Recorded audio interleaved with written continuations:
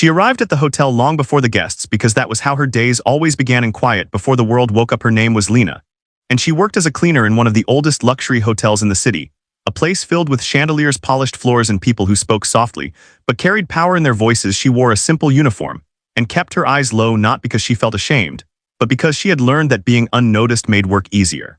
Lena had grown up far from places like this. Her childhood had been shaped by shared rooms, second-hand clothes, and music that came from a small radio her mother used to play while cooking. Lena listened carefully to every sound and copied melodies with her voice.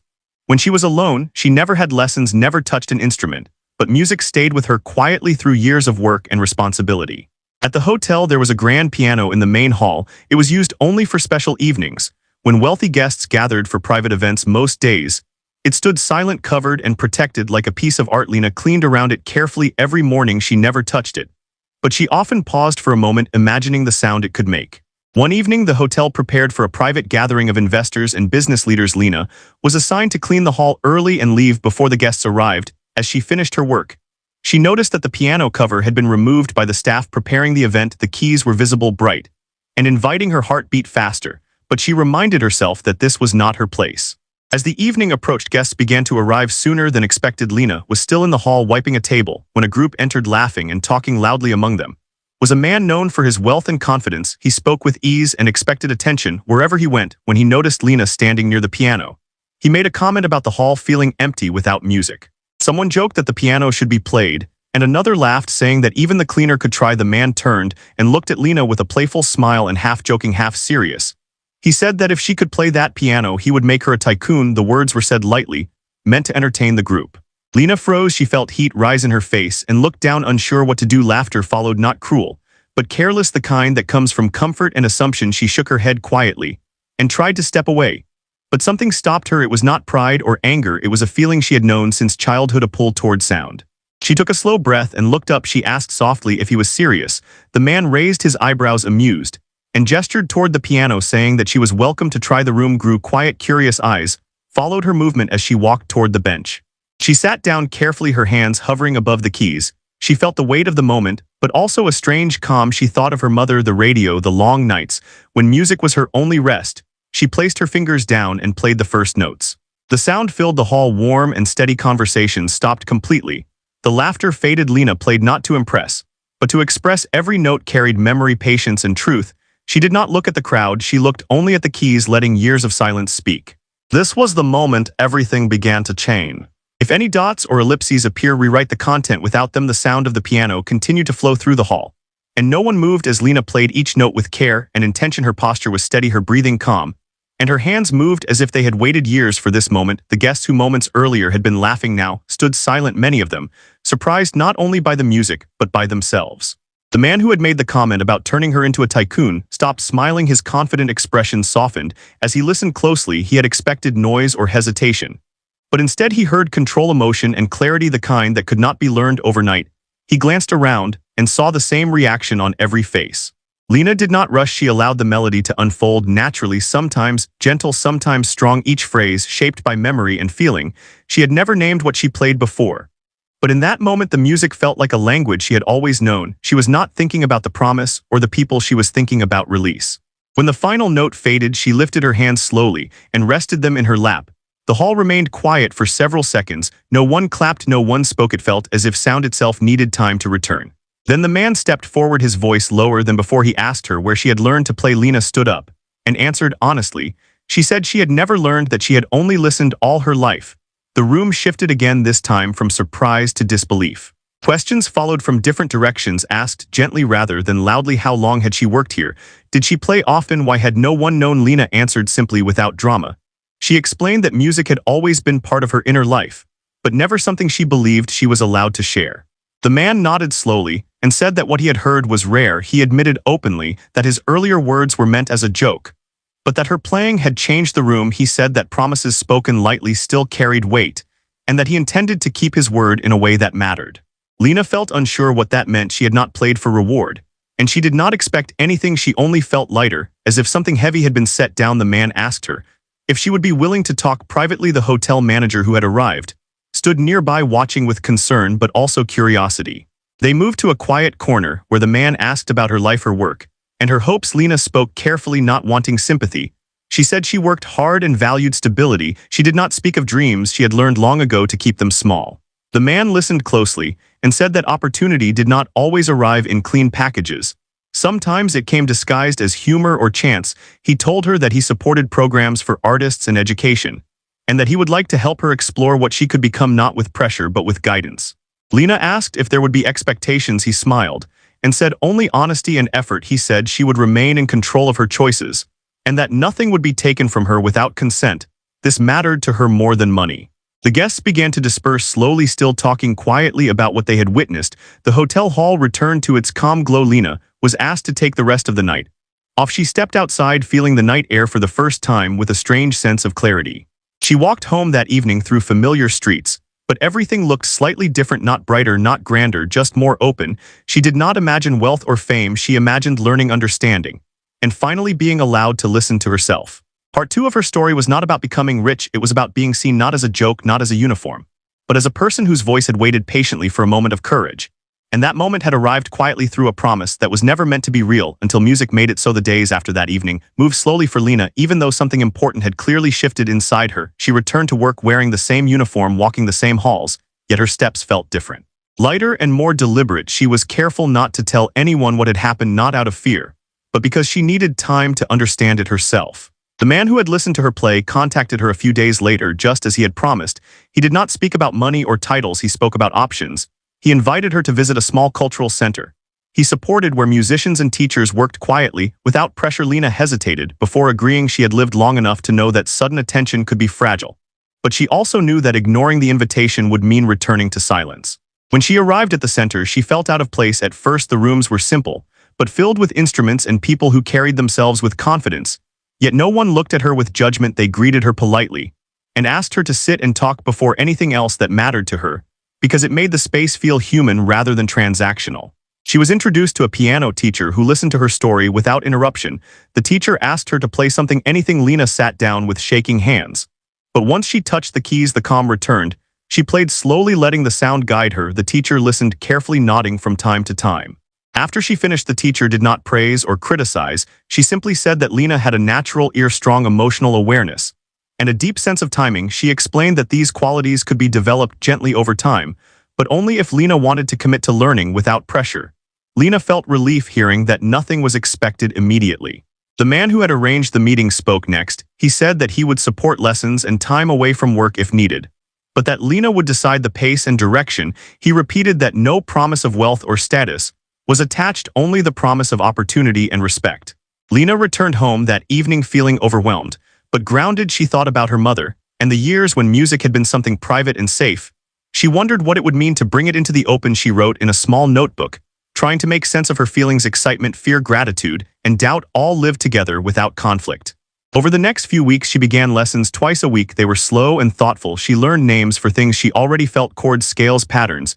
She learned how posture and breathing mattered, and how discipline could protect creativity rather than restrict it. Each lesson left her tired but fulfilled. At work, she requested fewer hours and explained simply that she was pursuing personal study. The hotel manager surprised her by being supportive, saying that dedication took many forms, and that her work had always been reliable. This response strengthened her sense of dignity. People at the hotel noticed changes in her, not because she spoke differently, but because she carried herself with calm assurance. Some asked questions, others respected her space. Lena answered honestly without exaggeration. She did not want her story to become something dramatic. The man who had once laughed remained involved, but never controlling. He checked in occasionally, asking how she felt rather than what she achieved. This distinction mattered deeply to Lena. It made her trust the process rather than fear it. She continued practicing at the center and at home on a small keyboard provided quietly. She did not rush. She understood that years of listening could not be translated into mastery overnight. She allowed herself to be a beginner without shame. Part 3 of her story was about transition from hidden ability to intentional growth, from silence to learning. Without losing humility, she had not become someone new. She had simply begun to meet herself fully. And though the path ahead remained uncertain, it was now visible, shaped by choice, care, and the courage to continue listening to what had always lived inside her. The weeks that followed brought a steady rhythm into Lena life that felt unfamiliar but grounding. She balanced her cleaning job with her lessons and practice, moving carefully between two worlds without letting either overwhelm her. She still woke early, tied her hair neatly, and reported to work on time because stability mattered to her. and because she did not want music to erase the dignity of honest labor. At the same time, her lessons began to shape her days in new ways. She learned how to sit at the piano with less tension, how to let her hands move freely. Without forcing sound, the teacher focused on listening more than performing, often asking Lena how a certain passage made her feel before explaining how it worked. This approach allowed her to grow without. There were moments when doubt crept in, usually late at night. When she practiced alone, she wondered if she had started too late, if she was being unrealistic, or if the attention would fade as quickly as it arrived on those nights. She closed the keyboard and rested, reminding herself that the journey itself mattered more than outcome. The man who supported her remained true to his word. He never spoke publicly about her, and never introduced her as a discovery. He treated her as a person in progress, not a story. This respect allowed Lena to remain grounded. She did not feel the need to impress or rush. At the hotel, the grand piano remained covered most days, but Lena no longer avoided it when she passed by. She did not touch it during work hours, but she acknowledged it silently as something familiar rather than forbidden. This shift felt important, because it showed her that fear had loosened its hold. One evening, the hotel hosted another private event. Lena was not scheduled to work in the hall, but she finished her tasks nearby and heard music drifting through the corridor. A professional pianist was playing, and instead of shrinking away, Lena paused and listened carefully. She noticed details she had never heard before and felt appreciation rather than envy. Her teacher later explained that this was growth, being able to listen without comparison, without measuring oneself against others. Lena felt relief, knowing that admiration did not require competition. As lessons continued, she was introduced to simple theory, reading music slowly, understanding structure. She struggled at first, because her instincts moved faster than her knowledge. But patience became her ally. She practiced reading small sections, repeatedly celebrating quiet progress. She also began writing down melodies that came to her naturally, sometimes during practice, sometimes while riding the bus home. These melodies were not polished, but they felt personal. She did not share them yet, but the act of writing gave her a sense of ownership over her voice. Her relationships at work changed subtly. Colleagues spoke to her with the same respect as before, but with added curiosity. Some asked about her lessons, others simply smiled. She made sure not to distance herself or appear different. She valued belonging and wanted to remain part of the community that had shaped her. Financially, her life remained simple. The support she received covered lessons and time, but did not create excess. This suited her. She wanted to grow without losing balance. She continued budgeting carefully and living modestly, finding comfort in consistency. One afternoon, the teacher invited her to play for a small group of students, not as a performance, but as a shared learning moment. Lena hesitated, unsure if she was ready, but agreed on the condition that it remain informal. She played slowly, explaining what she felt rather than what she knew. The students listened attentively and asked thoughtful questions. That experience showed Lena that sharing did not require perfection, it required honesty. She returned home that evening feeling tired but fulfilled. Part 4 of her story was about learning to stand in the middle between past and future, between fear and possibility. She was not chasing wealth or promises. She was building something quieter and stronger, a sense of self that honored where she came from while allowing room to grow.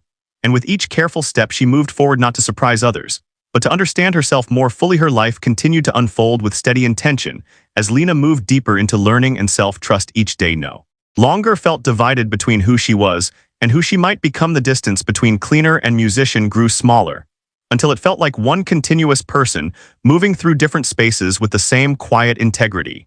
As her lessons progressed, Lena began to understand discipline not as pressure, but as care. She practiced regularly, but never to the point of exhaustion. Her teacher reminded her that progress required rest as much as effort. This was new to Lena, who had spent most of her life pushing through tiredness. Without question, learning to pause felt like learning a new language. She noticed changes in how she listened, not only to music, but to people. Conversations at work felt richer. She paid closer attention to tone and rhythm, to pauses and intention. She realized that listening deeply had always been her strength long before she touched a piano. The man who had first challenged her remained supportive yet distant. He sent short messages through the center asking how she felt and whether the pace still felt right. Lena appreciated that he never asked what she had achieved, only how she was experiencing the journey. This made her feel safe and respected. At the cultural center, she met others who were learning later in life, painters, writers, and musicians, who had carried their interests quietly for years. These conversations mattered deeply to Lena. She realized she was not alone in waiting. She saw how many people had hidden parts of themselves out of fear or necessity. This shared understanding created a sense of belonging. Her teacher introduced her to playing with others, a simple duet at first where listening mattered more than leading. Lena felt nervous, but excited. She learned how to adjust her timing, how to leave space, and how to trust another person with sound. This experience taught her humility and cooperation. She enjoyed it more than playing alone. At work she remained reliable, and careful colleagues continued to treat her with warmth. One evening a coworker asked if she missed cleaning full-time. Lena answered honestly that she valued her work and still felt connected to it. She explained that learning music had not replaced her identity, it had expanded it. This conversation stayed with her, because it helped her articulate what she was becoming. Financial stability remained modest. The support she received was enough, and nothing more. Lena preferred it. That way she had lived long enough to know that excess often came with expectations. She valued freedom over luxury. As weeks turned into months, Lena began to compose short pieces inspired by everyday moments, the sound of early morning light, the rhythm of footsteps in empty halls, the memory of her mother humming. While cooking, these pieces were simple, but sincere. She shared one with her teacher, who listened quietly and said that honesty was her strongest voice.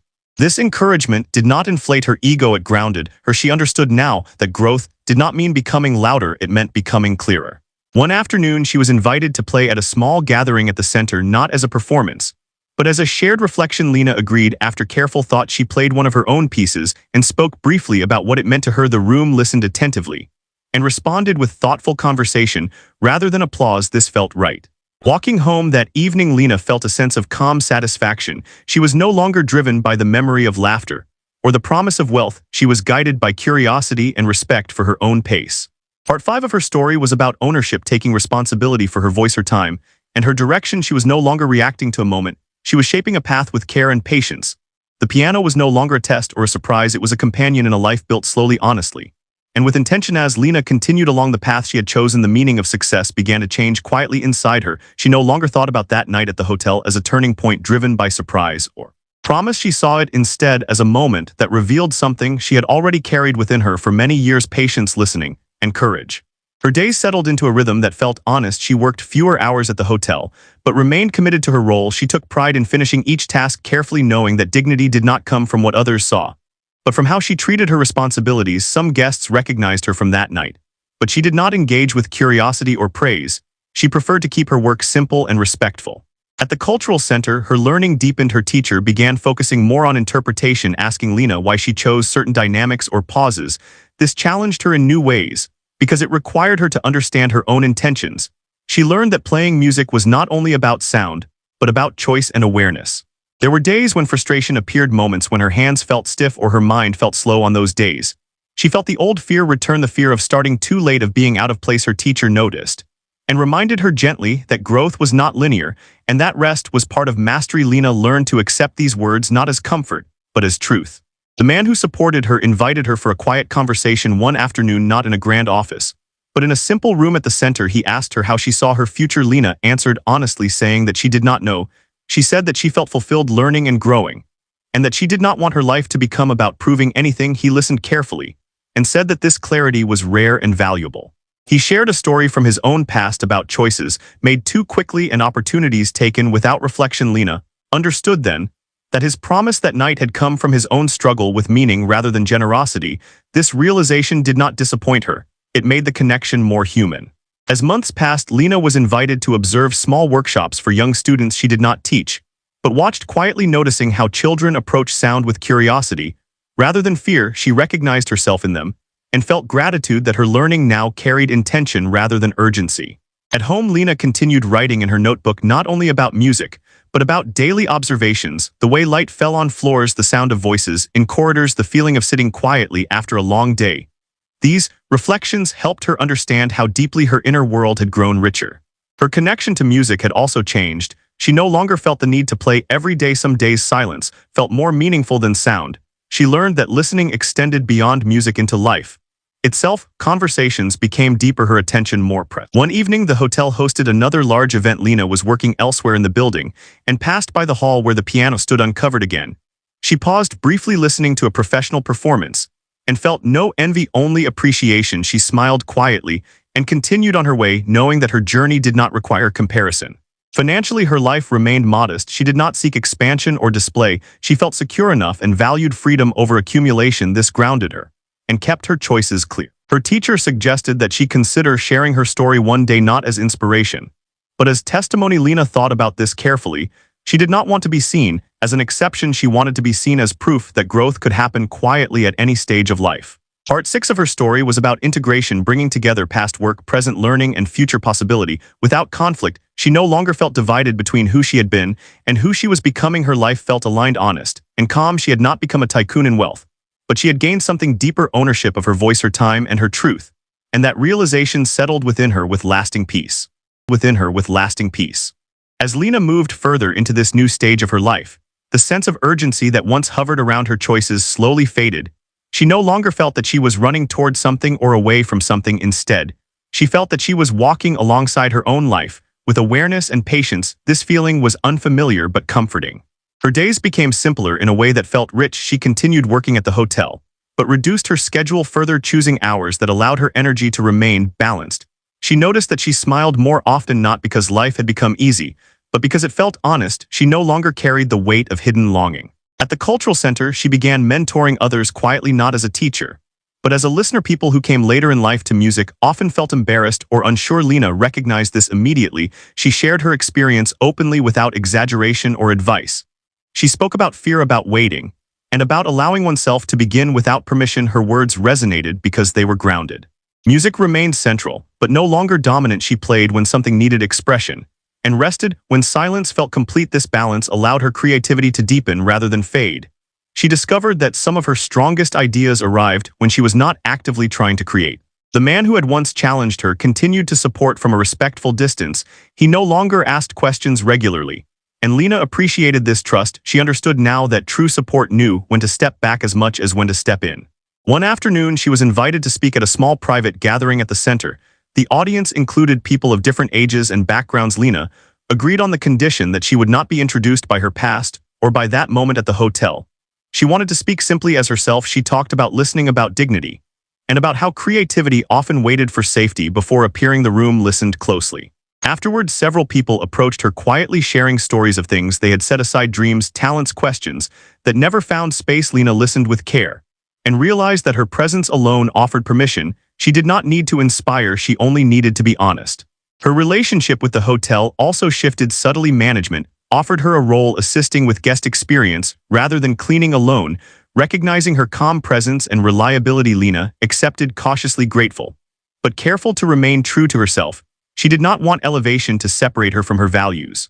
She continued living simply, keeping her routines steady. Mornings were for work, afternoons for learning, evenings for rest or reflection. She wrote often in her notebook, not to document success, but to observe meaning. She noticed how far she had come, not in achievement, but in peace. Sometimes she returned to the hall where the piano stood and sat nearby, listening to others play. She felt gratitude rather than longing. She understood now that music was not something to chase, but something to meet. As time passed, Lena stopped thinking of herself as someone who had been discovered. She saw herself as someone who had finally arrived at her own life. This realization felt complete and grounding. Part 7 of her story was about quiet leadership and presence without performance. She had become a steady point for others, not by seeking attention, but by embodying patience, clarity, and self-respect. She no longer needed to surprise anyone, least of all herself. Her journey continued not as a story of transformation, but as a life lived fully with intention, balance, and truth. As Lena entered the later years of her life, she no longer felt the need to explain her journey to anyone. The quiet she had chosen had shaped her into someone steady, aware, and deeply present. Her days were simple, but full. She woke early, not from habit alone, but from peace. She prepared tea, listened to the city begin its movement, and allowed herself to start each day without urgency. She continued working at the hotel in a role that suited her nature, welcoming guests, assisting quietly, and ensuring calm in shared spaces. Many did not know her story, and she preferred it that way. She enjoyed being useful, without being watched. She understood now that visibility was not the same as value. The piano remained part of her life, but not a destination. She played at the center when invited, and at home when the need arose. Her playing had changed over time, slower, more spacious, filled with listening rather than assertion. People who heard her often described feeling settled rather than impressed, and that description felt right to her. She stayed in touch with the teacher who had guided her patiently over the years. Their conversations had shifted from lessons to reflections. They spoke about time, aging, and how creativity matured alongside acceptance. Lena felt grateful for the way she had been allowed to grow without being rushed. The man who had once spoken those careless words remained a quiet figure in her life. He no longer represented promise or power, but humanity. He once told her that watching her choose balance over recognition had changed how he supported others. Lena listened without judgment, understanding that growth came in many forms, and often later than expected. At the cultural center, Lena became a familiar presence. Newcomers were drawn to her calm, not knowing why she never introduced herself as anything more than someone who listened. She shared her story only when asked, and always without embellishment. She spoke about work, patience, fear, and the courage to begin gently. Her honesty offered relief to many who felt behind or unsure. As years passed, Lena began writing more intentionally, not for publication, but for clarity. She wrote about sound, memory, dignity, and the value of being unseen. These writings helped her understand her own life as a whole, rather than a series of turning points. She realized that nothing had been wasted, not the years of silence, not the labor, not the waiting. One afternoon, she returned to the hotel hall where the piano still stood. She sat in a chair nearby, listening to a young performer rehearse. The music was ambitious, filled with energy and hope. Lena smiled. Recognizing that sound, she left quietly without being noticed, feeling complete. Her life continued without dramatic change, but with deep alignment. She spent time walking, reading, sharing meals with friends, and sitting in silence when words felt unnecessary. She no longer measured days by productivity, but by presence. When people asked her if she ever became what that man had promised, she smiled gently and said that she had gained something far more lasting. She had gained choice, peace, and ownership of her voice. Part 8 of her story was not an ending, but a settling into truth. She had not become wealthy in the way the world often praised, but she had become rich in understanding, dignity, and freedom. She had surprised others once, but more importantly, she had learned to surprise herself by choosing a life that honored who she was and who she had always been. And in that quiet fulfillment, her journey continued, whole, calm, and complete. If any dots or ellipses appear, rewrite the content without them.